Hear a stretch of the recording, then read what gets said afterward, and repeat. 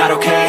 All I want, and I pray, all I need are some better days. Fuck me, I'm looking in the mirror, so foggy, but I've never seen clearer. I don't really think anyone can save me, and honestly I'm not really sure I want saving. I like to be my own worst enemy. There's no risk if you don't try at anything, so I'ma just keep buying everything. See you in the next life, have to be a better me. I don't think that my head's on straight, gotta flip it and grip it and go and get an x-ray.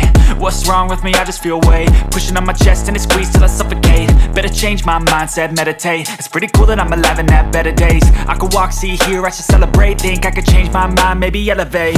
Living life, everyday, late at night, not okay.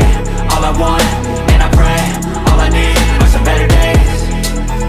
Yeah, all I need are some better days. Cause all I want, and I pray, I believe in the better days. I'm kinda stuck between a rock and a hard place. Do I work hard, or live at my pace? You're only young once, yeah that's all great, but I also wanna